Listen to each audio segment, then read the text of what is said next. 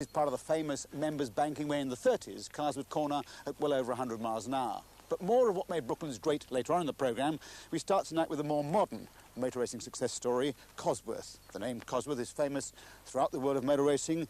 Their engines are carried in Indianapolis cars and in Formula One racing machines all over the world. More recently, they've been using their expertise to develop engines for road cars like this Mercedes 190 and this Ford Sierra Cosworth.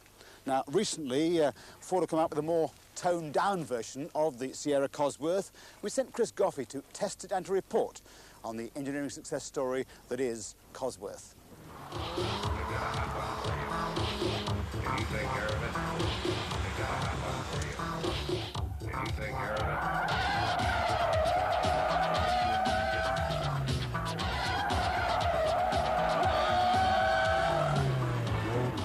If you're in the mood for burning rubber on an airfield circuit, you can't beat Ford's new Sierra Cosworth.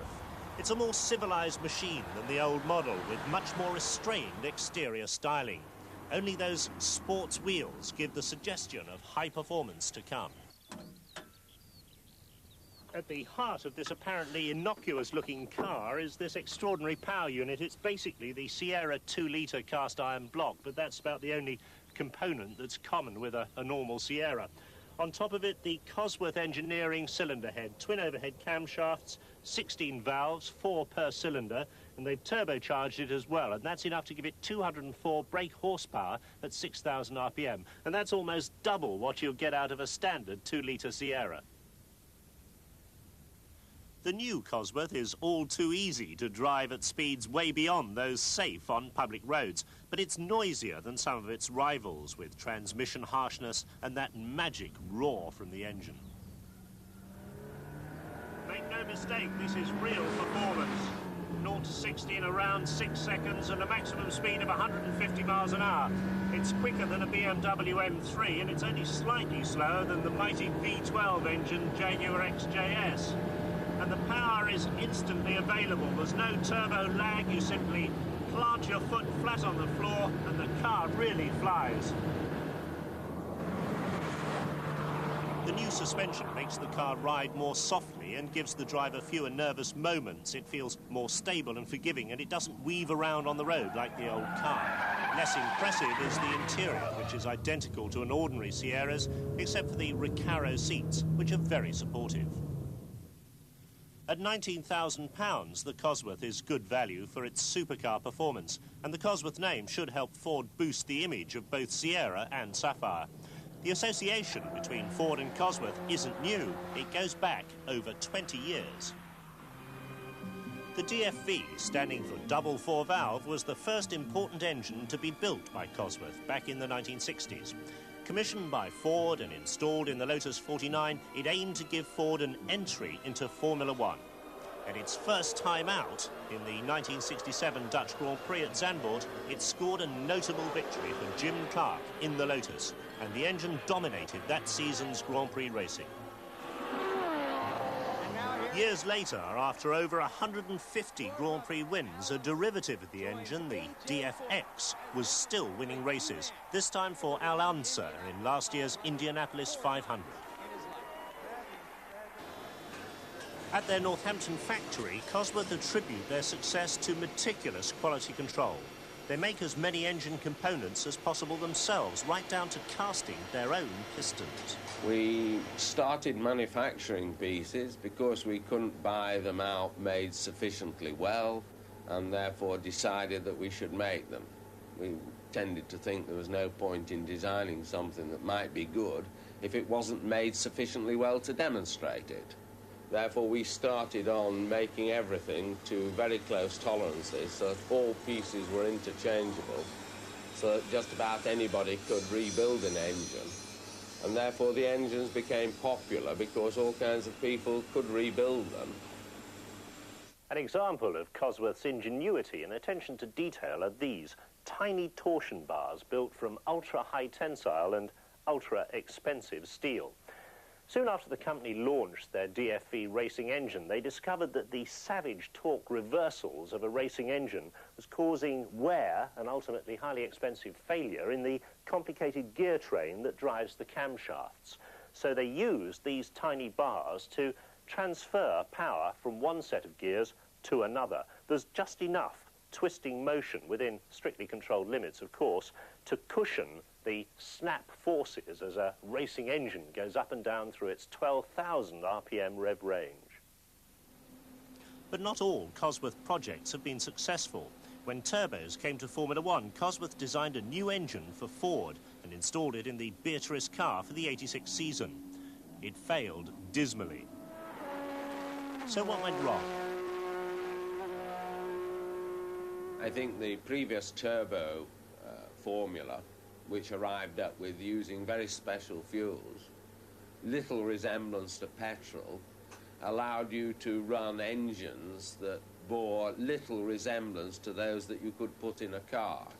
I obviously have some liking for fuel economy formulas, but feel that drivers need to be high-speed, totally flat-out drivers and not watching fuel gauges. The company's built a new factory at Wellingborough to develop its road car engine business. Highly automated machines have been installed to produce engines for motor manufacturers like Ford and Mercedes, and it's rumoured General Motors, who want specialist sporting versions of their cars. But while road cars now form the bulk of the company's business, they're developing a new range of racing engines for Formula One. Well, the rules have changed so that the turbo engine is going to be entirely banned after the end of 1988. And we go back to a 3.5-litre normally aspirated formula. This means that we are back to the old game which we were so successful at with the DFV. And what we have done is to do a series of developments using the DFV as a base, and we are playing around comparing the outputs of 5 valves per cylinder with 4 valves per cylinder and various other modifications before we introduce a totally new engine for Formula One. Well, the experimental version of that new Cosworth engine had its first outing in anger last week at the Rio Grand Prix. It didn't win, but it was the first of the non-turbocharged cars, with Boutsen and the Benetton car finishing 7th. All a far cry, of course, from Brooklands in its heyday in the 20s and 30s. In 1932, for example, a cousin of this 3098 Vauxhall won the Gold Star handicap lapping at over 115 miles an hour in front of a crowd of many thousands of people. All that sadly is long gone. All that remains is the clubhouse behind me and part of the banking. But there are plans very much alive to restore part of the circuit and to open a museum. After 50 years of dereliction, is it worth it? Well, obviously the enthusiasts think so, but Tiffany Dale has been exploring the continuing legend, that is, Brooklands. Right from the start of its construction in 1906, the steep banking was Brooklands' most noticeable feature. It took 200,000 tonnes of concrete to make, and the River Wey had to be diverted in 2 places. It was completed in June 1907, after landowner Hugh Lock King had invested £150,000 into building the motorcourse. Brooklands was an instant success. It attracted cars from all over the world and was the proving ground for high-speed cars and record-breaking attempts. With a speed limit outside of only 20 miles an hour, it enabled man's quest for speed to grow. I'm driving around the remaining section of the members' banking in a car that's typical of the early years of the circuit. This is a 1914 4.5-litre Renault 28 horsepower ED, and it's capable of lapping the outer circuit at 80 miles an hour. And it wasn't just men who came under starters' orders either. Women picked up the racing bug too, and with their added glamour, Brooklands grew in popularity. During the 20s and 30s, motor racing became a thriving social event enjoyed by all. You used to get tremendous crowds on the test hill back there. They used to come in their thousands for the race days themselves and also on practice. It was a great place for all the family. The kids would come along in their thousands. They'd all have picnics along the members' hill there. You'd see them thick as flies, but it was always a lovely crowd, great crowd, no crowding, which was indeed Brooklands' motto, the right crowd and no crowding. Besides motor racing, Brooklands also had aviation links. From its very beginning, pioneers such as Tommy Sopwith and A.V. Rowe made it their home. Adjacent to the finishing straight was the test hill, where cars and motorbikes had both their brakes and accelerating capabilities tried out.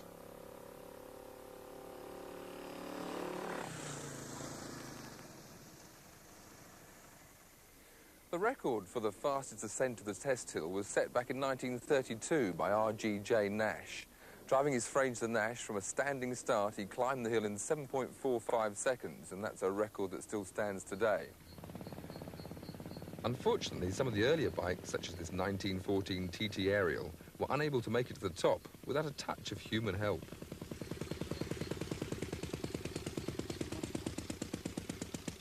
The top of the hill also gave spectators an excellent viewing point of the circuit, from the members' banking all the way around to the Byfleet banking in the distance. But now there's also a closed aircraft factory and an industrial estate. The banking was always Brooklands' main landmark, but with cars hurtling around close to the top, it required tremendous driving skill to get round. In the early days, with fast motor cars, small tyres and things like that, it was not quite so easy. Small cars sometimes tended to ride much too high on the banking, and with a fast car coming around on the top of the banking, it was very difficult then to get past. Sometimes the inevitable happened.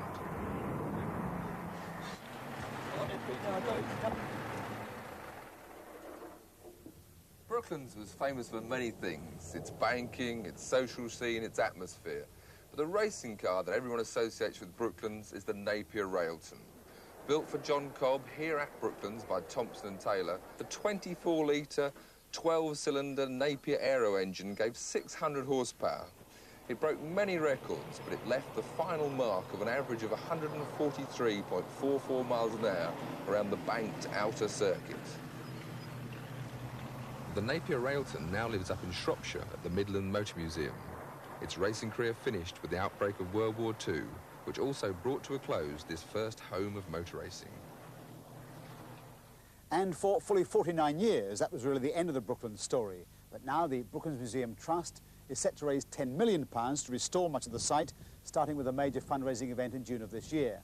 They've already restored, as you can see, the marvellous old clubhouse. They're setting out to raise collections of some of the best cars that raced here and some of the aeroplanes that took off from the airfield here, including a replica of Avi Rowe's biplane that first hopped off the ground here 80 years ago. They're also going to restore some of the best parts of the track to form a small circuit. So if you want to learn more about this appeal, please write to us at Top Gear and we'll pass you later on. I'll give you the address in a minute or two. Now for a complete change of gear, if you'll pardon the pun, the Peugeot 405. Car of the year, made in this country at Brighton near Coventry, about to come out as a diesel version. Frank Page is looking at the pros and cons of owning a diesel in this country. Diesel engine cars are zooming up the sales.